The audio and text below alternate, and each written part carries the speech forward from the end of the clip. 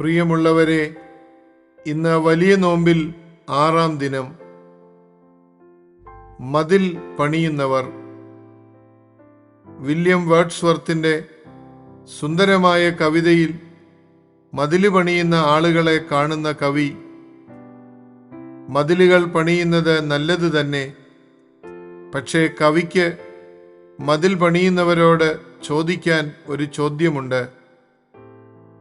നീ പണിയുന്ന മതിൽ എല്ലാവരെയും പുറത്താക്കുന്ന മതിലാണോ, അല്ലെങ്കിൽ എല്ലാവരെയും അകത്താക്കുന്ന മതിലാണോ?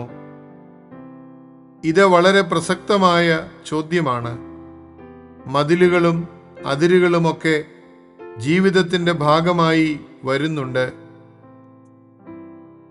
മതിലുകളെ ഇല്ലാത്ത ഒരു അവസ്ഥയെക്കുറിച്ച് ചിന്തിക്കാൻ ഒരിക്കലും ആകില്ല. പക്ഷേ ഞാൻ പണിയുന്ന മതിൽ ഭൂരിഭാഗം മനുഷ്യരെയും പുറത്താക്കുന്ന മതിലാണെങ്കിൽ എൻ്റെ ജീവിതം കൊണ്ട് എന്താണ് അർത്ഥം? ഞാൻ പണിയുന്ന മതിൽ ഭൂരിഭാഗം ആളുകളെയും എൻ്റെ ഹൃദയത്തിലേക്ക് ചേർത്തടുപ്പിക്കുന്ന മട്ടിലാണെങ്കിൽ അനിവാര്യമായ ഈ മതിലിനു പോലും ഒരു അർത്ഥമുണ്ട്. പാലം പണിയേണ്ടവർ മതിൽ പണിക്കാരായി മാറിയതാണ് നമ്മുടെയൊക്കെ ദുരവസ്ഥയ്ക്ക് കാരണം. ഒരു വീട്ടിൽ തന്നെ ഒരാൾ സ്വയം ഉണ്ടാക്കിയ മതിലിനുള്ളിൽ കഴിഞ്ഞു കൂടുകയാണ്. പണ്ടൊക്കെ വീടുകളിൽ മതിലുകൾ കുറവായിരുന്നു. ഇന്നൊക്കെ വീടുകളിൽ ഒരുപാട് മതിലുകൾ വന്ന് നിറയുന്നുണ്ട്. ആ ചോദ്യം ചോദിക്കുക: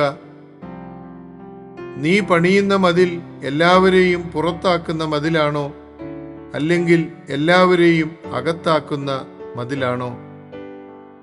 സുന്ദരമായൊരു ചെറുകഥയിൽ നാട്ടുകാരെല്ലാവരും കൂടി ചേർന്ന് തിരഞ്ഞെടുത്ത നേതാവിൻ്റെ തനിനിറം പിന്നീട് അറിഞ്ഞപ്പോൾ ഒരു വൃദ്ധൻ ഇപ്രകാരം വിലപിക്കുന്നുണ്ട്: പാലം പണിയാൻ അറിയുന്നവനെ കാത്തിരുന്ന ഞങ്ങൾ മതില് പണിയാൻ മാത്രം അറിയുന്നവനെ തിരഞ്ഞെടുത്തല്ലോ എന്നൊരു ആർത്തവിലാപം.